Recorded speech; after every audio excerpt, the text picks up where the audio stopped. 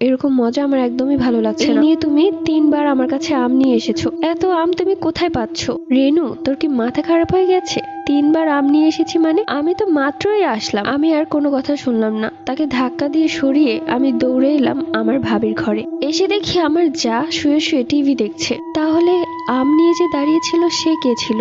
আমি আমার জায়ের রুমে এসে সোজা মাথা ঘুরিয়ে পড়ে গেলাম। আমার যা তখন উঠে এসে আমাকে জড়িয়ে ধরলো। রেনু, মা দেখেন, রেনু অজ্ঞান হয়ে গেছে। আমার শাশুড়ি মা দৌড়ে এলো। কি হয়েছে বৌমার? সবাই মিলে আমার জ্ঞান ফেরানোর চেষ্টা করলো। যখন জ্ঞান ফিরলো তখন আমার শাশুড়ি মা আমাকে জিজ্ঞেস করলো কি হয়েছে। তারা অবশ্য ভাবছিল সুখবর, কিন্তু এত জলদি? আমি তখন আমার শাশুড়ি মা এবং যাকে সবকিছু খুলে বললাম। আমি অবশ্য এগুলো বলার সময় ভয়ে কাঁপছিলাম আর কাঁদছিলাম। সবটা শুনে তারা অবাক। আমার যা তখন বলল, আমি তো একটা বারও ওর ঘরে যাইনি, আর আজকে তো বাবা একটা আমও আনেনি। আমি তখন কাঁদতে কাঁদতে বললাম, বিশ্বাস করো আমি সত্যি বলছি। এরপর আমার শাশুড়ি মাকে বললাম যে সিঁড়ি থেকে নামার সময় কারো ধাক্কা মনে হয়েছে। আমার শাশুড়ি মা যা বোঝার বুঝে গিয়েছিলেন। একটি শুকনো মরিচ গরম করে পুড়িয়ে আমার কাছে নিয়ে আসলেন। শুকনো মরিচটা আমার নাকের সামনে ধরতেই আমার আর কোনো কিছুই মনে নেই। যখন জ্ঞান ফিরলো তখন দেখলাম আমার হাত পা বিছানার সাথে বাঁধা, ঘরে একজন হুজুর। এগুলো কি হচ্ছে? আমার চুল টুল পাগলের মতো অবস্থা, গলা ভেঙে গেছে। আমার যা দূরে দাঁড়িয়ে ভয় কাঁপছে,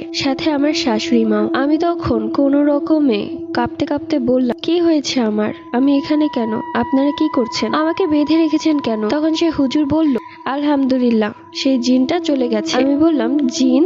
কোন জিন? এরপর হুজুর বলতে শুরু করলো, আসলে আমি যখন ছাদে গিয়েছিলাম তখন একটা দুষ্ট জিনের নজর আমার উপর পড়েছিল, এবং সে আমাকে দেখে এতটাই পছন্দ করেছিল যে সাথে সাথে আমার উপর ভর করে। আর সেই জিনটাই আমার জায়ের রূপ ধরে বারবার আমার কাছে আসছিল। যখনই আমার শাশুড়ি মা আমার কাছে রিয়েল আইডি জান্নাত ব্লগার নিয়ে এসেছিল, ঠিক তখনই আমার ভেতরে থাকা সেই জিনটা অনেক বেশি পাগলামো চিৎকার চেঁচামেচি করছিল, যার ফলে আমার শ্বশুর দৌড়ে গিয়ে ইমাম সাহেবকে নিয়ে আসে, এবং সেই ইমাম সাহেব আমাকে ছাড়িয়ে সেই জিনটাকে বের করে দেয়। সেই সাথে আমার শরীর বন্ধের একটা তাবিজ পরিয়ে দেয়। আমার শাশুড়ি মা আমাকে কড়া ভাবে বলে দেয় যে আমি যেন এই বাড়ির বাইরে না বের হই 14 দিন, কারণ এই 14 দিনে সেই জিনটা আমার ক্ষতি করার চেষ্টা করবে। তো সেই কথা মতো এই 14 দিন আমি খুব সাবধানে ছিলাম, বাড়ি থেকে বের হইনি। আমার শরীর বন্ধ ছিল, কিন্তু তারপরেও মনে হতো যে সবসময় দূর থেকে কেউ একজন আমাকে দেখছে, আমাকে তার কাছে ডাকছে।